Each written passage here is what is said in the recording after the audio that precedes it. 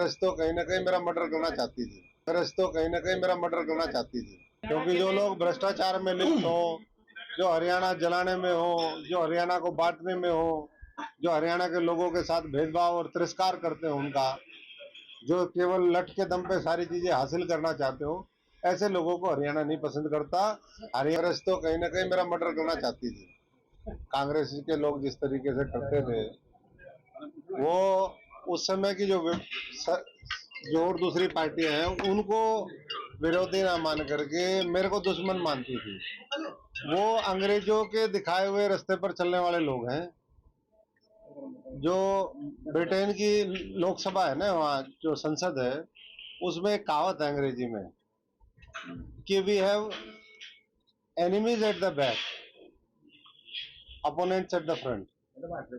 सामने वाले तो केवल जो है वो सामने वाले हैं, अपोनेंट है वो तो, लेकिन दुश्मन पीछे है। तो उन्होंने वो कहावत पूरी मानी और मेरे को दुश्मन मान लिया, और उसी चक्कर में कांग्रेस निपट गई। तो अब तो मैं समझता हूँ कि उनके बारे में चर्चा क्या करनी। अब तो हम मोदी जी के साथ हैं।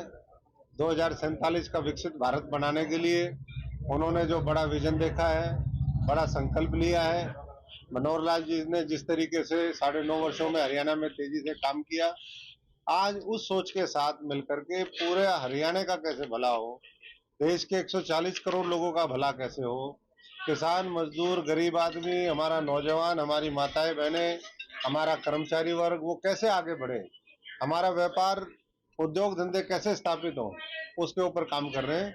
और मैं समझता हूं कि उसी को देख करके आने वाले समय में इस हरियाणा के लोग एक बार फिर 2024 के अंदर 10 की 10 लोकसभा सीटें, हर सीट 5 लाख के मार्जिन से ऊपर से जीतेंगे।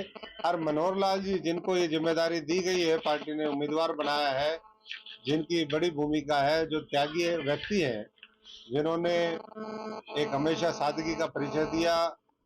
कबीर जी के नाम पे उन्होंने अपना कुटीर बनाया वहां पर, मुख्यमंत्री आवास को। तो मैं सबसे ये अनुरोध करूंगा, मेरी तो आज पहली विजिट है ये, जाते जाते आप लोगों ने चाय पे रोक लिया सारे भाइयों ने, तो उनको कम से कम 10 लाख वोटों से जिता करके इस देश के अंदर रिकॉर्ड कायम करनाल के लोग करेंगे, ये मुझे यकीन है। जो मनोहर लाल खट्टर जी ने जो अपनी जो सारी संपत्ति पीएम रावत को उसने दे दी है जी, जो घर है वो भी लाइब्रेरी में दे दी है जी, क्या कहोगे इस बारे में? बिल्कुल, बहुत अच्छी सोच है। जिस व्यक्ति ने हमेशा सब कुछ पहले ही देश के लिए छोड़ दिया, तो जो उनके नाम भी था, मेरे तो मामा के गांव के, हमारे तो मामा ही लगे, और मैं तो जानता हूँ पीछे वो मेरी ज्वाइनिंग के बाद गांव में गए, पूरे गांव में उत्साह था, सब कुछ अपना वहाँ गांव को समर्पित करके आगे पीएम उसमें दे दिया। तो ऐसी सोच के व्यक्ति को सब लोगों को मिलकर के आगे और बड़े रोल के लिए जो पार्टी देख रही है, उसके लिए मैं समझता हूँ कि समर्थन से टिकट मिली है सर, कैसा अनुभव करते हैं? अनुभव बहुत बढ़िया है जी। मैं तो देखो पहले भी कहता रहा कि मेरे तो 3 चुनाव में लड़ा, तीनों चुनाव में 4-4 लाख के आसपास वोट आए, लेकिन जो फ्लोटिंग वोट था वो कहीं ना कहीं खिसक गया। तो अशोक तंवर तो नहीं आ रहा था, मैं चेहरा जरूर था, लेकिन हार कांग्रेस पार्टी की हुई। यहाँ अब मैं आया हूं तो चेहरा जरूर हूं मैं, लेकिन जीत किसकी होगी? कमल के फूल की होगी, नरेंद्र मोदी के विजन की होगी, उनकी सोच की होगी। तो मैं सभी से यही आह्वान करूंगा कि एक एक हरियाणा का साथी, एक एक हमारा कार्यकर्ता, एक एक नेता पूरी ताकत के साथ लगे, और आने वाले समय में अब हम विधानसभा के अंदर भी बेहतरीन परफॉर्मेंस दे सके।